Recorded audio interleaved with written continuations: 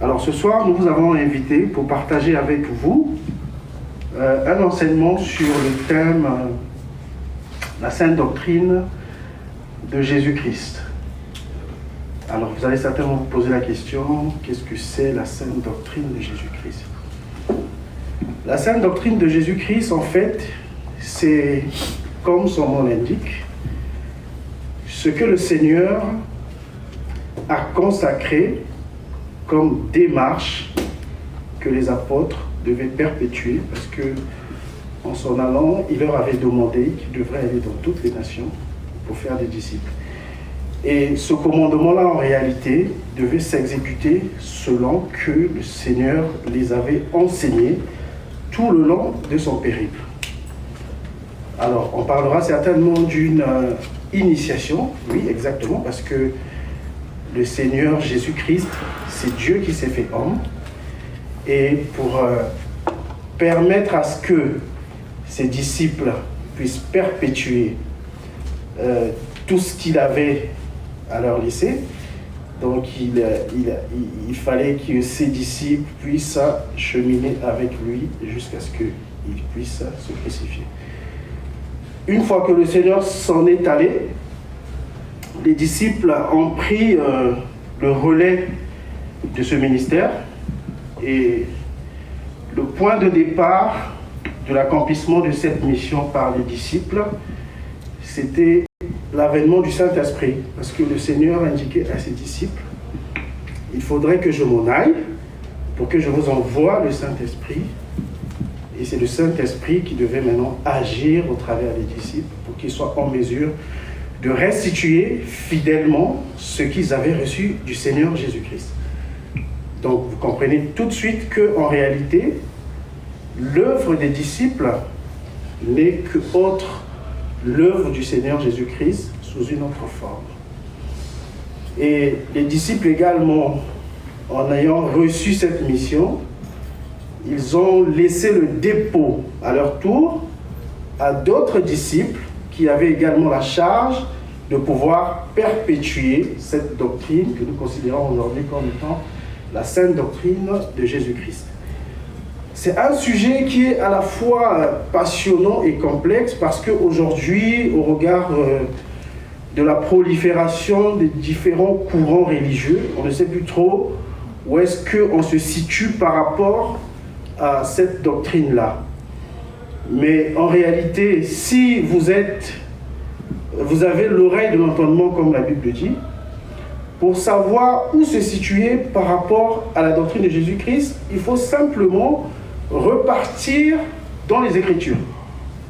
Donc, l'Écriture devient le fondement qui permet d'apprécier si oui ou non nous sommes dans la logique de la doctrine du Seigneur Jésus-Christ. Parce que lui-même dit qu'il est la parole, au commencement la parole était Dieu. Donc en réalité, tous les dépôts de la doctrine du Seigneur, laissés par les apôtres, a été consacré dans les Écritures. Donc ce soir, nous avons l'opportunité de découvrir cet enseignement avec le frère Yannick, surnommé Gasby, qui va nous enseigner, en toute humilité, aussi bien au regard de la doctrine, au regard de la connaissance, de la prophétie, ce que c'est la sainte doctrine du Seigneur Jésus-Christ.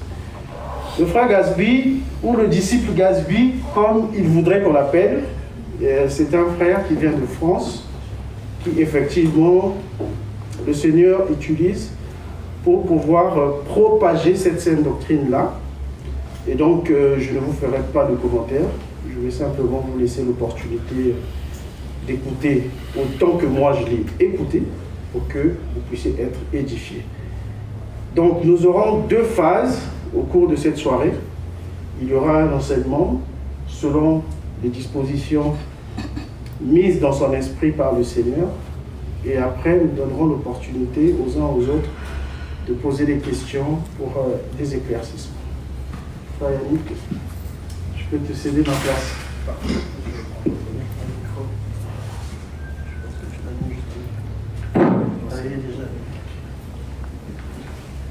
Alors, tout d'abord, je vous dis shalom à tous.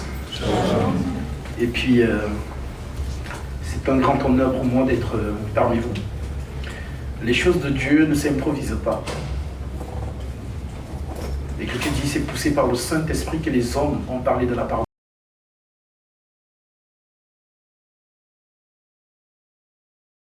Non, c'est l'homme, c'est la part de l'homme. Mais lorsque tu es un vase réellement choisi par l'Éternel, à ce moment-là, ce qui sortira de ta bouche ne sera pas toi qui parleras, mais ce que l'Écriture dit est vrai. Le Seigneur dit dans Luc chapitre 21, verset 15, « Je vous donnerai une bouche et une sagesse à laquelle tous vos adversaires ne pourront résister ou contredire. » Alors cette bouche, c'est la bouche tant attendue. La bouche avait été prophétisée.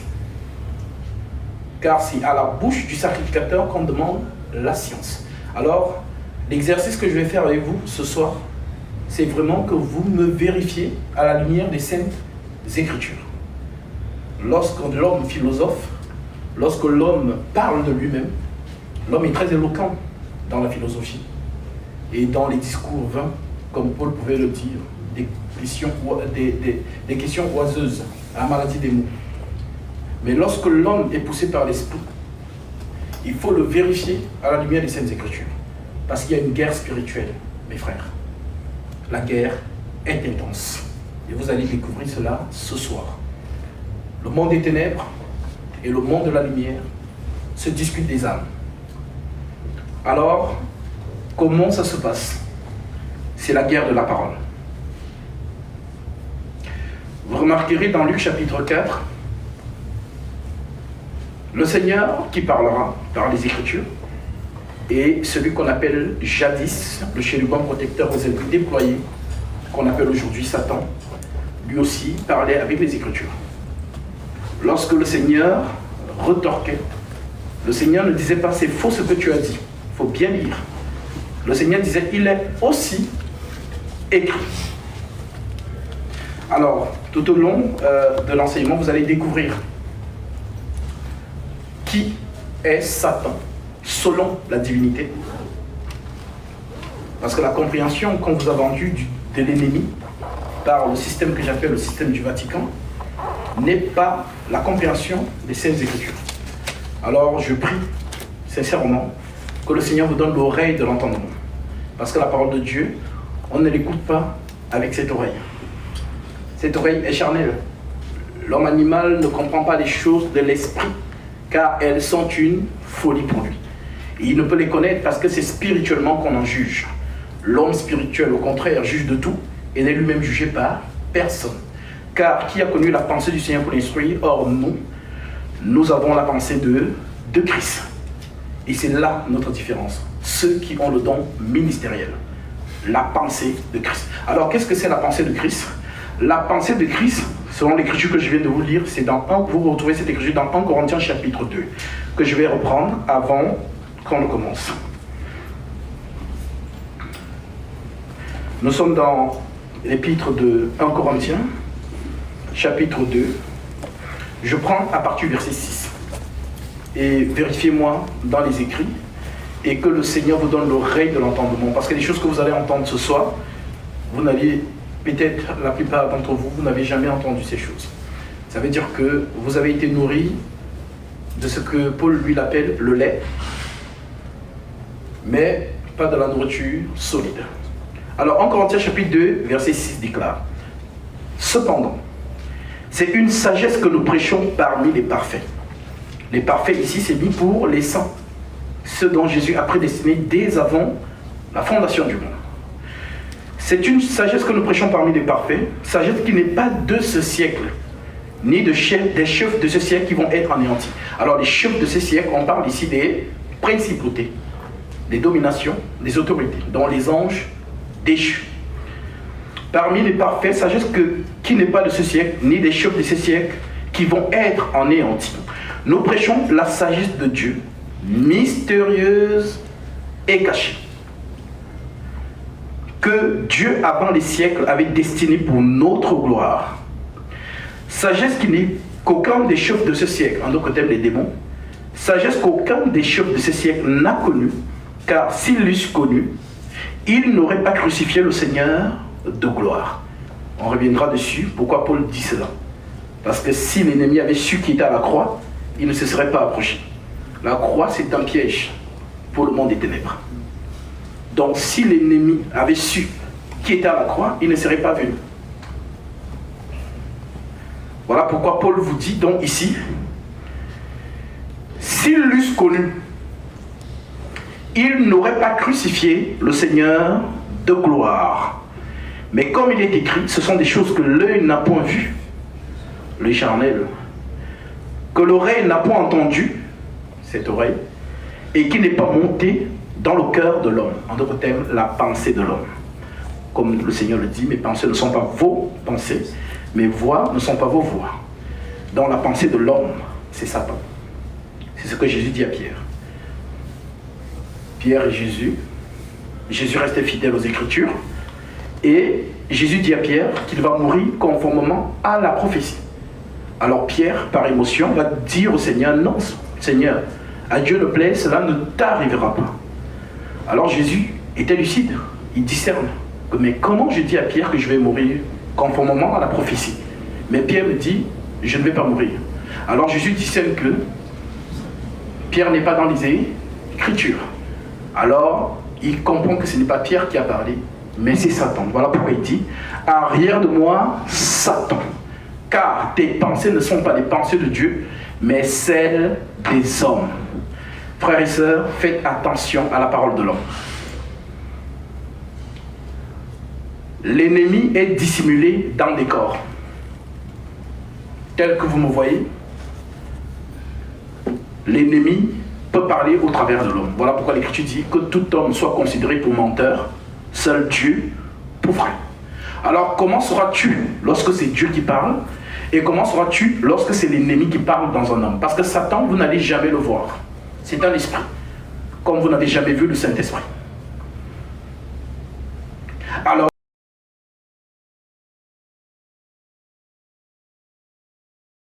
à le vérifier à la lumière des saintes Écritures.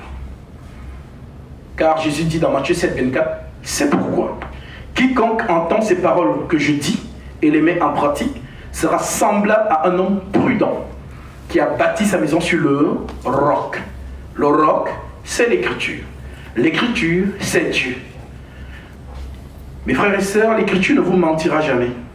Mais l'homme peut vous mentir. Alors si vous faites confiance à l'homme, vous êtes mal barré. C'est pas moi qui le dis, c'est l'Écriture. Jérémie 17, verset 5. L'Écriture déclare, maudit soit l'homme qui se confie dans l'homme, qui prend sa chair pour appui et qui détourne son cœur de l'Éternel. La chair, c'est le siège des émotions, des sensations, des états d'âme. L'homme peut te mentir. Donc on te dit de ne pas te confier dans l'homme et de ne pas prendre ta chair pour appui, en d'autres termes pour le baromètre de ce qui est juste, ce qui est bon ou ce qui est mauvais.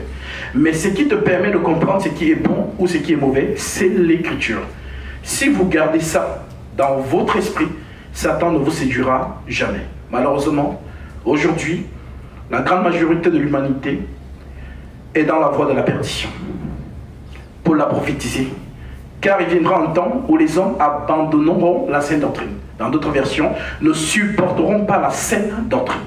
Mais ayant la démangeaison d'entendre les choses agréables, ils se donneront une foule de docteurs selon leurs propres désirs, détourneront l'oreille de la vérité et se tourneront vers les fables. C'est ce que nous voyons aujourd'hui. Les gens ont suivi les hommes, mais pas l'Écriture. Alors, que le Seigneur soit glorifié d'avoir conduit vos pas jusqu'à ce lieu. Parce que vous allez découvrir un autre niveau de la parole de Dieu. La vraie. Celle qui n'a pas subi de variation ni de changement.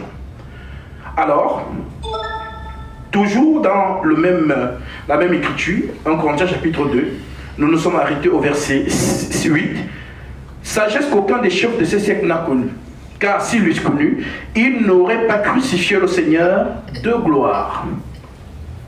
Mais comme il est écrit, ce sont des choses que l'œil n'a point vues, que l'oreille n'a point entendues, et qui ne sont pas montées dans le cœur de l'homme. Des choses que Dieu a préparées pour ceux qui l'aiment. Dieu nous les a révélées par l'Esprit. car l'Esprit sonde tout, même les profondeurs de Dieu. L'Esprit sonde tout, même les profondeurs de Dieu. L'Écriture continue en disant: lequel des hommes en effet connaît les choses de l'homme si ce n'est l'esprit de l'homme qui est en lui. En d'autres termes, personne ne connaît vos secrets si ce n'est que vous-même. Lequel des hommes en effet connaît les choses de l'homme si ce n'est l'esprit de l'homme qui est en lui. De même, personne ne connaît les choses de Dieu si ce n'est l'esprit de Dieu. Or nous n'avons pas reçu l'esprit du monde, mais l'esprit qui vient de Dieu, afin que nous connaissions les choses que Dieu nous a données par sa grâce. Et nous en parlons non avec des discours qu'enseigne la sagesse humaine, mais avec ce qu'enseigne l'esprit, en employant un langage spirituel pour les choses spirituelles. Mais l'homme animal, en d'autres termes, l'oreille. L'homme animal ne comprend pas les choses de l'esprit. J'insiste dessus. L'homme animal ne comprend pas les choses de l'esprit. L'homme animal, c'est qui? C'est l'homme qui marche par sa pensée, son niveau intellectuel. C'est ça l'homme animal. L'homme animal ne comprend pas les choses de l'esprit, car elles sont une folie pour lui. Il ne peut les connaître parce que c'est spirituellement qu'on en juge. L'homme spirituel, au contraire, juge de tout et n'est lui-même jugé par personne. Car qui a connu la pensée du Seigneur pour l'instruire? Or, nous avons la pensée de Christ. Donc, avoir la pensée de Christ, c'est le ministère. C'est la bouche. Alors, je vais insister sur le spirituel. Je vais insister dessus. Nous allons prendre 1 Corinthiens chapitre 3. J'ai lu le verset 1. Pour moi, frère, c'est l'apôtre Paul qui parle. Pour moi, frère, ce n'est pas comme à des hommes spirituels que je vous ai parlé, que j'ai pu vous parler, mais comme à des hommes charnels, comme à des enfants en Christ. Je vous ai donné du lait et non de la nourriture solide, car vous ne pouviez pas la supporter. Et vous ne le pouvez pas même à présent parce que vous êtes encore charnel. Alors, l'homme charnel, comme je vous l'ai dit, c'est l'homme qui écoute la parole de Dieu avec cette oreille. C'est l'homme qui juge avec sa pensée. Paul fait référence ici à ce que Jésus a dit dans Jean chapitre 16, verset 7. Le Seigneur déclare: il vous est avantageux que je m'en aille, car si je ne m'en vais pas, le consolateur ne viendra pas vers vous. Mais si je m'en vais, je vous l'enverrai. Et quand il sera venu, il convaincra le monde en ce qui concerne le péché, la justice et le jugement. Voilà la mission du Saint-Esprit. 3 choses que vous devez savoir ce soir. C'est le Seigneur qui le déclare. Lorsqu'il sera venu, il convaincra le monde en ce qui concerne le péché, la justice et le jugement. Et il définit les 3 choses lui-même. Il dit, le péché, parce qu'il ne croit pas en moi. Dans le péché, selon Jésus, c'est de ne pas croire en lui. Le péché, parce qu'il ne croit pas en moi. La justice, parce que je vais au Père et que vous ne me verrez plus, la résurrection. Le jugement, parce que le prince de ce monde est jugé. Alors il enchaîne en disant, j'ai encore beaucoup de choses à vous dire, mais vous ne pouvez pas les supporter maintenant. Mais quand le consolateur sera venu, l'esprit de vérité, il vous conduira dans toute la vérité. Alors, votre curiosité ici, c'est de savoir qu'est-ce que Jésus nous dit que nous ne pouvons pas supporter. Ça doit titiller votre curiosité. Qu'est-ce que le Seigneur ne veut pas me dire parce que pour lui, je ne peux pas supporter cela. Voilà pourquoi les enfants de Dieu écoutent la parole de Dieu. La parole de Dieu n'est pas venue pour le monde, mais pour les enfants de Dieu. Ce ne sont que les esprits qui écoutent l'esprit. Alors, je corrèle ce verset avec Hébreux chapitre 5, le verset 11. L'Écriture nous dit: nous avons beaucoup à dire là-dessus, et des choses difficiles à expliquer.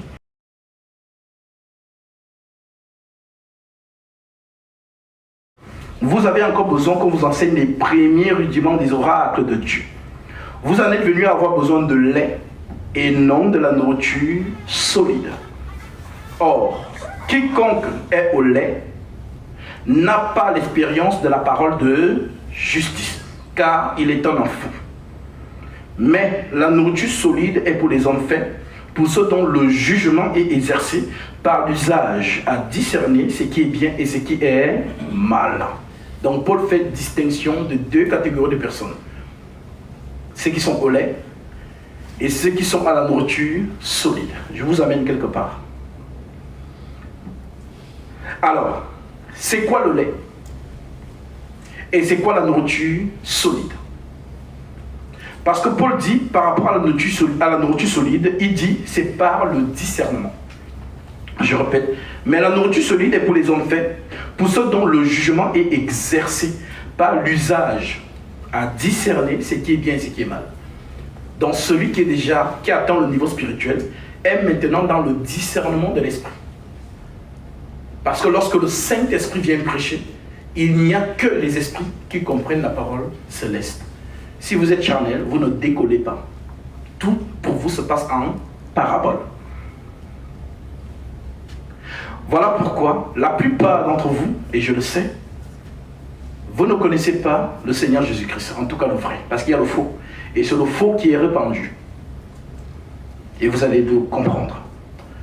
L'apôtre Paul vous dit dans 2 Corinthiens chapitre 11, verset 1. Oh, si vous pouviez supporter de ma part un peu de folie, mais vous me supportez. Car je suis jaloux de vous d'une jalousie de Dieu, parce que je vous ai fiancé à un seul époux, pour vous présenter à Christ comme une vierge pure. Toutefois, de même que le serpent séduisit Ève par sa ruse, je crains que vos pensées ne se corrompent et ne se détournent de la simplicité à l'égard de Christ. Car si quelqu'un vient vous prêcher un autre Jésus que celui que nous vous avons prêché, si vous recevez un autre esprit que celui que vous avez reçu, ou si vous recevez un autre évangile que celui que vous avez embrassé, vous le supportez fort bien. Donc ici, nous voyons Paul nous présenter l'original et la contrefaçon. Donc il y a le vrai Jésus, présenté par les apôtres, et il y a le faux Jésus. Il y a le vrai Saint-Esprit, il y a le faux Saint-Esprit. Il y a le vrai évangile, il y a le faux évangile.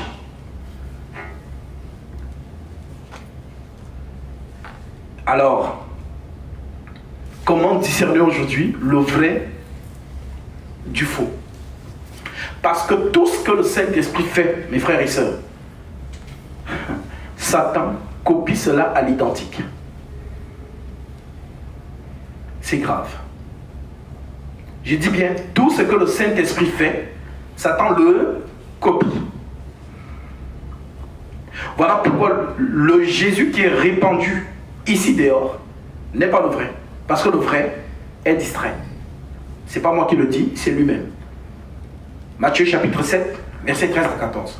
Large est la porte, spacieux est le chemin qui mène à la perdition.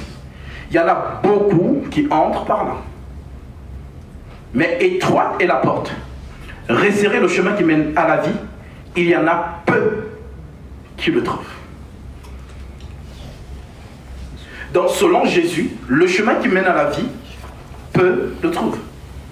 Mais le chemin qui mène à la perdition, tout le monde, la majorité, passe par ce chemin-là.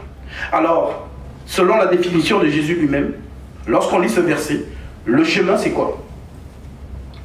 Le chemin c'est un homme. Car Jésus lui-même s'identifie à un chemin. Je suis le chemin. Spacieux est la porte. La porte aussi, le Seigneur s'identifie à une porte. Il dit, je suis la porte des brebis. Donc, ce verset de Matthieu 7, versets 13 à 14, en fait, c'est une parabole que vous devez comprendre ce soir. Large est la porte, on parle d'un homme. Spacieux est le chemin qui mène à la perdition. Il y en a beaucoup qui rentrent par là. En d'autres termes, beaucoup d'hommes suivent des aveugles. Mais étroite est la porte. On dit bien étroite. Resserrez le chemin qui mène à la vie. Il y en a peu qui les trouvent. En d'autres termes aussi, ce sont aussi des hommes. Mais ces hommes, on ne les trouve pas. C'est le Seigneur qui vous amène à lui. Je prends 3 exemples factuels. Est-ce que Philippe a cherché le nègre éthiopien? Non. Est-ce que le nègre éthiopien a cherché Philippe? Non. Mais qui les a réunis? Le Saint-Esprit. Actes chapitre 8.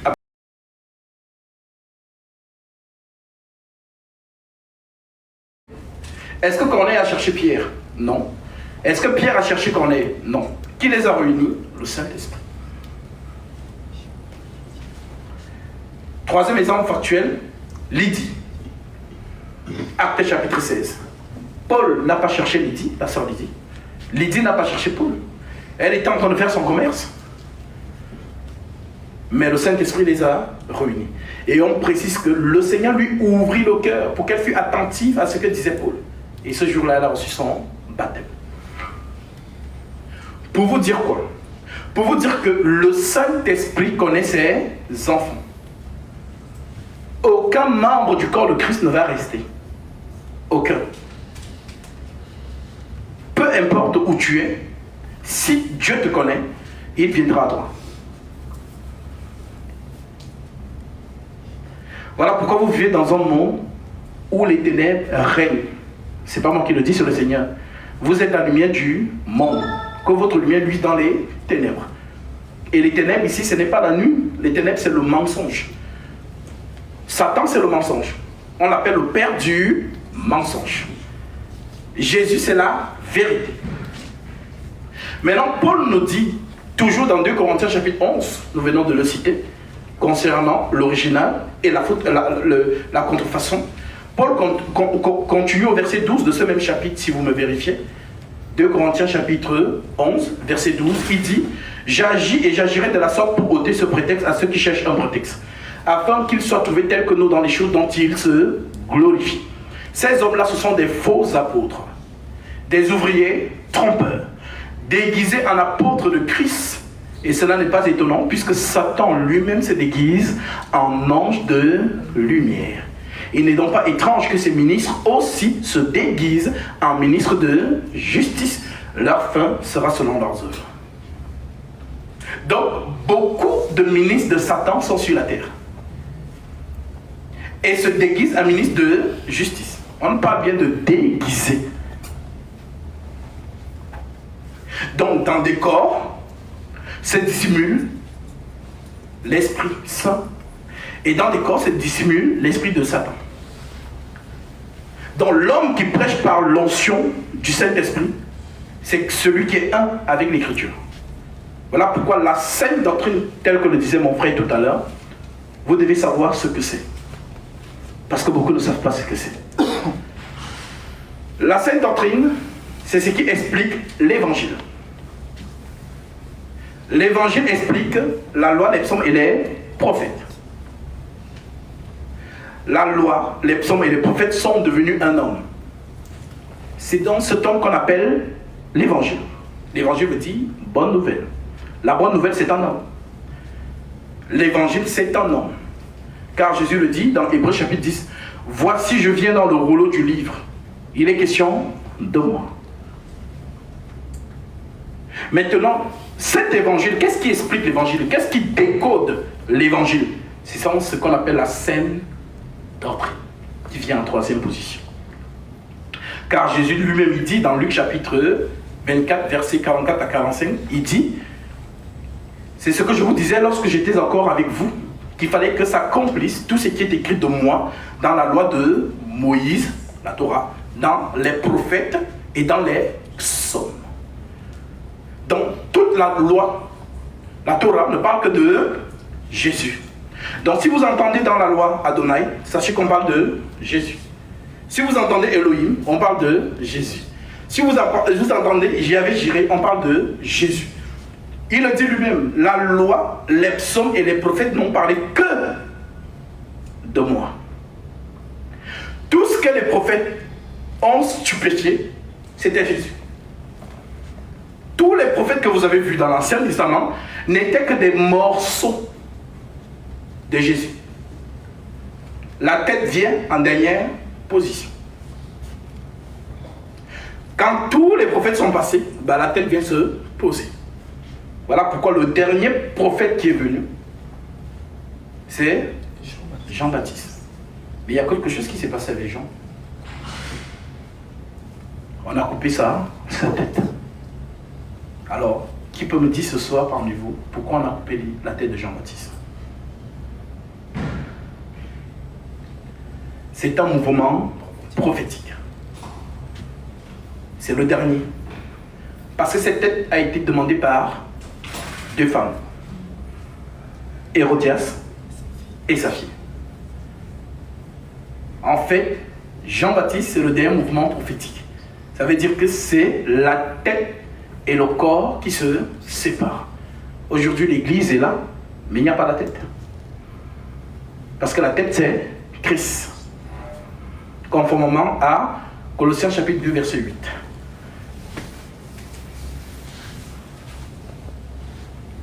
Donc, nous, l'Église, nous demandons la tête. Parce que tant que la tête n'est pas là, il n'y a pas enlèvement. La tête, la réconciliation entre le corps et la tête, c'est ça.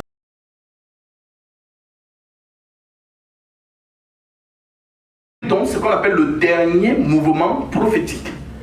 Jean-Baptiste, c'est l'aurore qui annonce le jour. Naturellement, la nature nous enseigne que le matin ne se mélange pas avec le midi. Il y a un qui annonce l'autre. Voilà pourquoi il a dit, il faut qu'il croisse et que je diminue. C'est l'aurore. Donc Jean-Baptiste, c'est le dernier mouvement prophétique concernant le Seigneur Jésus. Voilà donc pourquoi, lorsque les disciples, dans Matthieu chapitre 16, que je vais lire,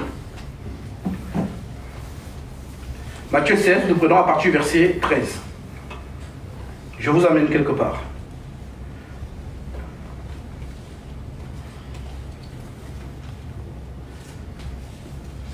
Matthieu 16, verset 13. L'Écriture déclare: Jésus étant arrivé dans le territoire de Césarée de Philippe, demanda à ses disciples: Qui dit-on que je suis moi, le Fils de l'homme?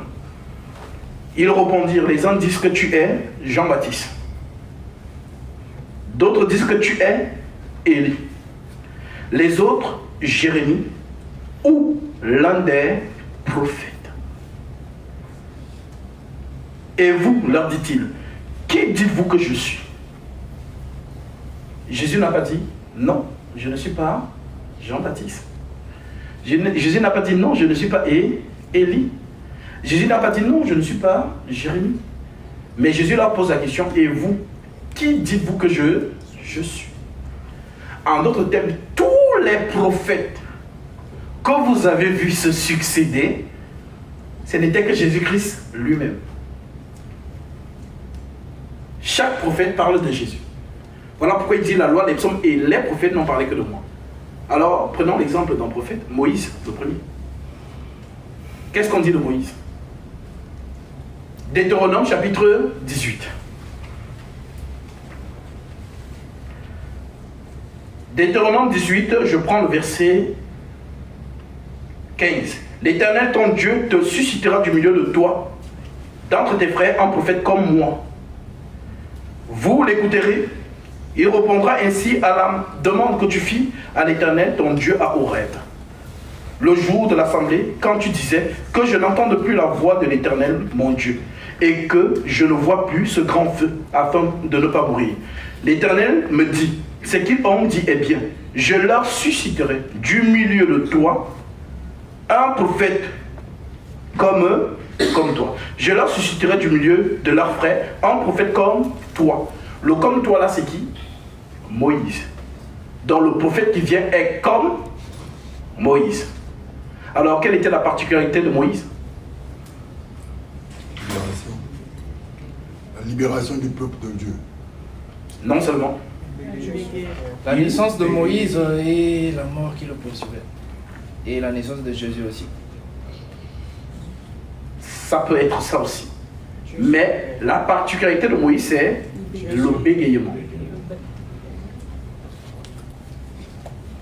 On a dit qu'il doit être comme Moïse.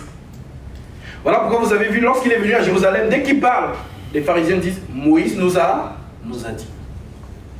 En d'autres termes, c'est deux époux. Et une femme ne peut pas avoir deux maris. Soit tu écoutes Moïse, soit tu écoutes Jésus. Voilà la difficulté que le Seigneur a eu avec les pharisiens. Dès qu'il dit une chose, Moïse nous a dit. Et c'est normal. Parce que Moïse a la langue embrasée. Je vais vous montrer donc ici. Si vous ne comprenez pas Moïse dans la loi, vous ne pouvez pas comprendre Jésus dans la grâce. Alors, allons dans Exode chapitre 4. Exode 4, je prends le verset 10. Moïse dit à l'Éternel, « Ah Seigneur, je ne suis pas un homme qui aime la parole facile.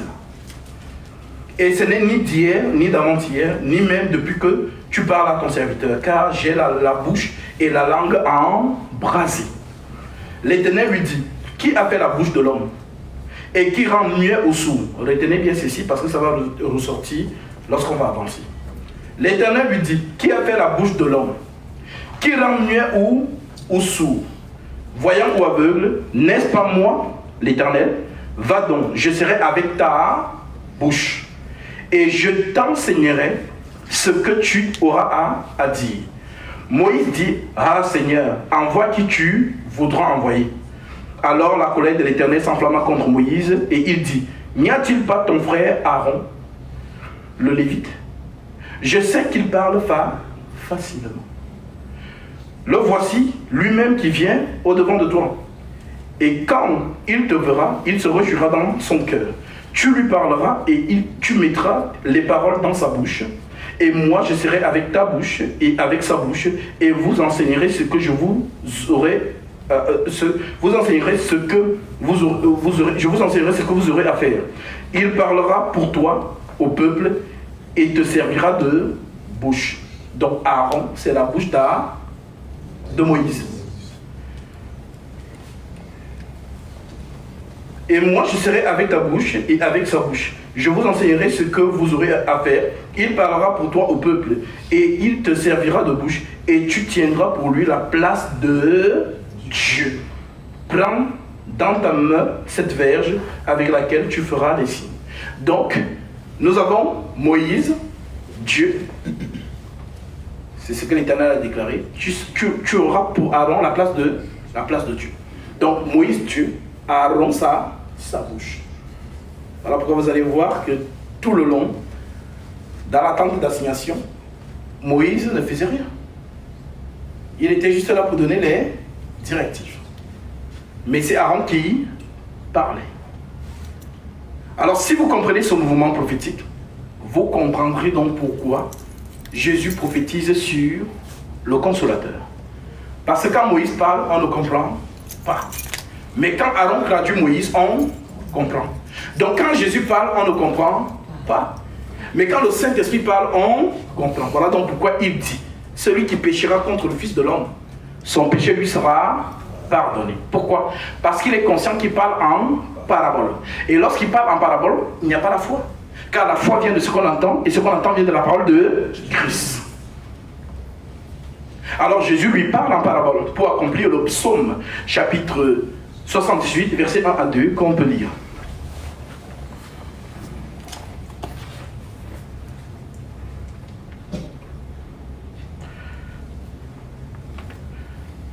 Psaume 78, versets 1 à 2. L'Écriture dit, au verset 1, « Prête l'oreille à ma loi, mon peuple. Inclinez vos oreilles aux paroles de ma bouche.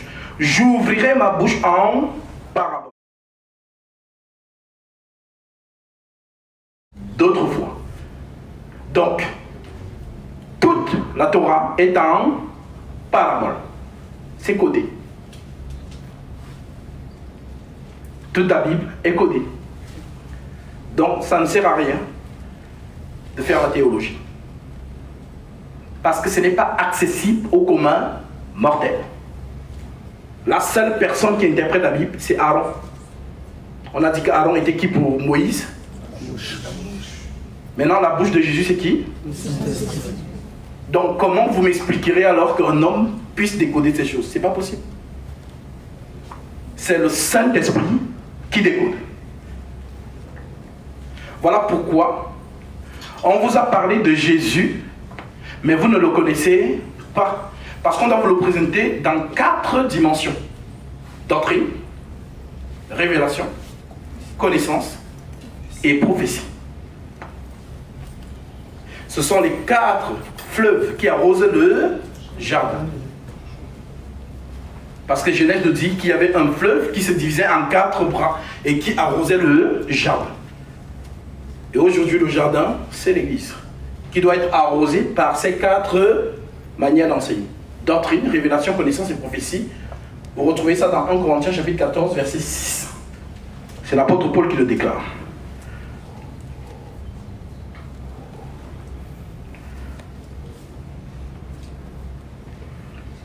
« 1 Corinthiens 14, verset 6. L'Écriture dit « Et maintenant, frères, de quelle utilité vous serais-je si je venais à vous en vous parlant en langue, et si je ne vous parle pas par la révélation,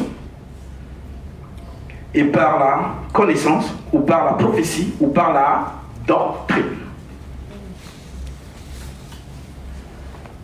Aujourd'hui, on va toucher la révélation. Ça va faire mal aux oreilles. Parce que vous n'êtes pas habitué à entendre ces choses. Alors, nous avons donc compris, selon le psaume 78, verset 1 à 2, le Seigneur dit « J'ouvrirai ma bouche en parabole et je publierai les énigmes des jours d'autrefois. » Donc il y a eu des jours d'autrefois. Mais quels jours? Ces jours qui ne se sont pas accomplis sur terre. Parce qu'avant de prêcher le jardin d'Éden, il faut d'abord nous prêcher ce qui était avant le jardin d'Éden. Parce que le jardin d'Éden n'est qu'une répétition.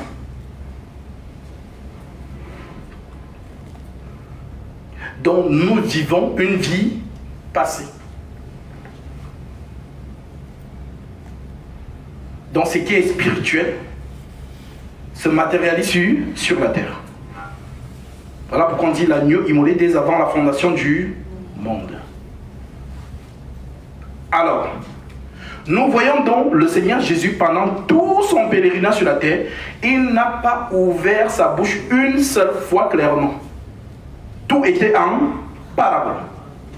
Au point où les apôtres lui ont posé la question, Seigneur, mais pourquoi leur parles-tu en parabole? Parce qu'ils savent que s'ils parlent en parabole, personne n'a la foi.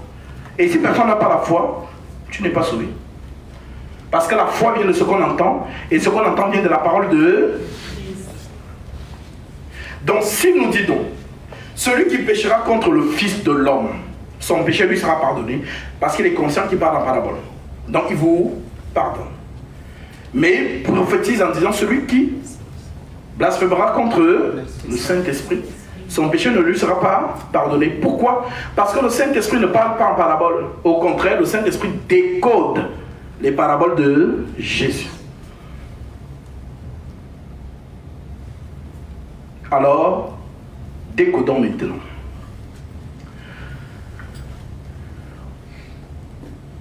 Vous dites que Jésus vous a sauvé, alléluia, amen. Mais est-ce que vous connaissez comment il vous a sauvé? C'est le mécanisme, c'est ça en fait. Connaître comment tu as été sauvé est différent de celui qui dit Jésus m'a sauvé, alléluia, amen. Voilà pourquoi l'Écriture dit à la femme samaritaine, vous adorez, mais vous adorez ce que vous ne connaissez pas. Donc celui qui adore ce qu'il connaît, c'est ça la vraie adoration. Alors, présentons cela. Nous sommes ici dans le jardin d'Éden, parce que Dieu a parlé 3 fois. Dieu n'a pas parlé 4 fois, seulement 3 fois. Genèse 1, Genèse 2, Genèse 3. Il s'est tu. Genèse 4, c'est la prophétie qui marche jusqu'à son accomplissement. Genèse 1, Genèse 2, Genèse 3, il s'arrête là. Alors, qu'est-ce qui s'est passé dans Genèse 1? On nous parle de Dieu qui crée les cieux et la terre. Toutes ces paroles ne sont qu'allégories. Ça n'a pas le sens de ce que vous lisez en fait. Ce sont des prophéties. Qui est le ciel? Qui est la terre? On nous dit, l'Esprit de Dieu se mouvait au-dessus des eaux. Mais est-ce que quelqu'un a un verset où on a créé l'eau? Ça n'existe pas. Donc c'est une prophétie. L'esprit et l'eau, c'est la même chose. En d'autres termes, l'esprit, son reflet, c'est l'eau. Le reflet de l'eau, c'est l'esprit. Voilà donc pourquoi, quand Nicodème vient voir Jésus, Genèse 3, qu'est-ce que Jésus lui dit? Si un homme ne naît d'eau et d'esprit, il ne peut entrer dans le royaume des cieux. Donc tu dois naître des deux côtés, d'eau et d'esprit, parce que ce sont les deux éléments du commencement. Nous tous ici, avant de naître, on était dans l'eau, dans le ventre de notre mère, dans une poche qu'on appelle le placenta, et gorgé d'un liquide qu'on appelle le liquide amniotique. C'est là où il y a le bébé. C'est la terre. Maintenant, pour que la terre vienne à la vie, il faut que l'eau se sépare. C'est ce que vous appelez communément, elle a perdu les os. Ça veut dire que lorsqu'elle perd l'eau, c'est le processus de naissance qui a commencé. Parce que la naissance se fait en 3 étapes. C'est pas moi qui le dis, c'est le Saint-Esprit. Je vais lire ça. 1 Jean chapitre 5 verset 7. L'Écriture déclare: car il y en a 3 qui rendent témoignage: l'esprit, l'eau et le sang. Et les 3 sont d'accord. C'est la naissance. Si ces 3 processus ne se sont pas accomplis dans votre vie, vous n'êtes pas encore né. Vous êtes en plein processus de naissance. On parle de naissance lorsque l'esprit valide ta naissance. Voilà pourquoi la maman perd les os, elle perd le sang. Lorsque l'enfant sort du ventre, le souffle de vie, l'oxygène vient entrer dans l'enfant et se met à pleurer. En d'autres termes, sa naissance est validée. Mais si l'oxygène ne vient pas, on ne parle pas de naissance, on parle de mort-né. Voilà pourquoi les sages femmes sont autour de l'enfant pour essayer de le ranimer. Pourquoi? Parce qu'il ne respire pas. Donc ce qui régit la vie dans notre dimension, c'est l'oxygène. S'il n'y a pas d'oxygène, il n'y a pas de vie. Donc si c'est l'oxygène qui régit dans la vie sur la terre, la question que vous devez vous poser, qu'est-ce qui régit la vie dans la sphère spirituelle? En d'autres termes, l'oxygène n'est qu'un message de ce qui est plus grand que l'oxygène. Voilà pourquoi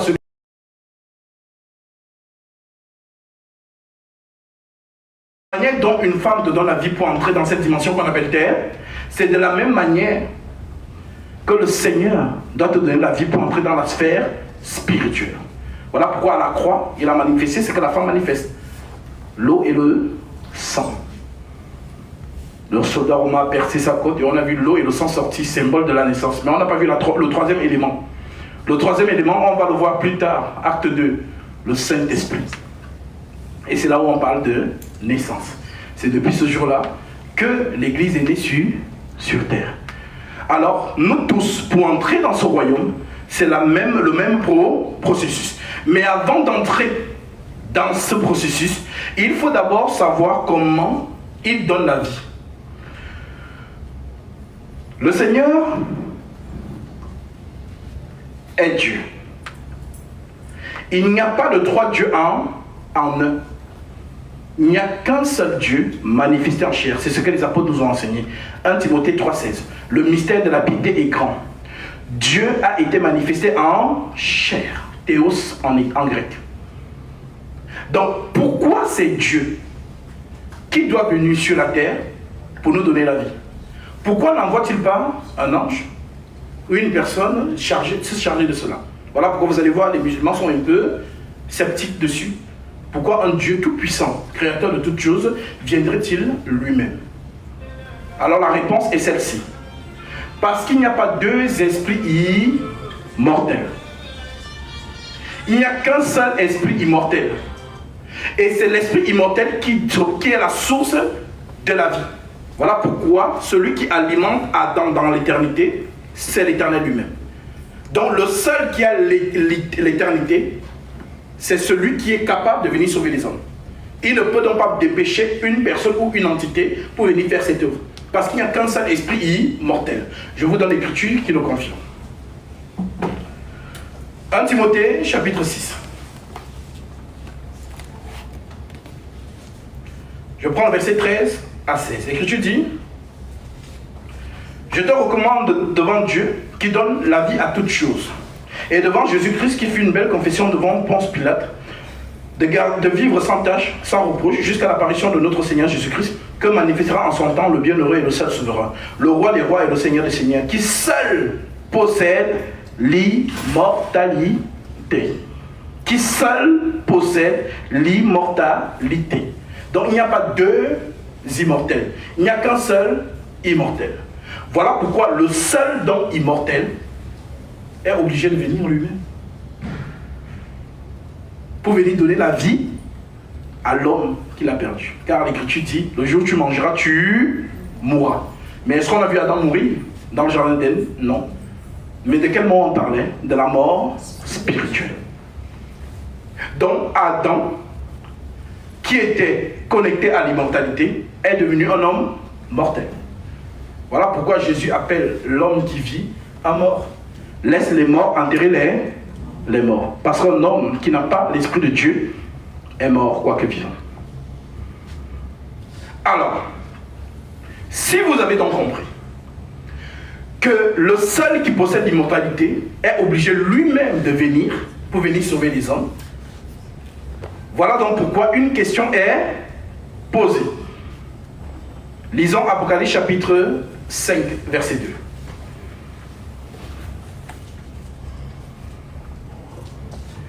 L'Écriture dit: puis je vis dans la main droite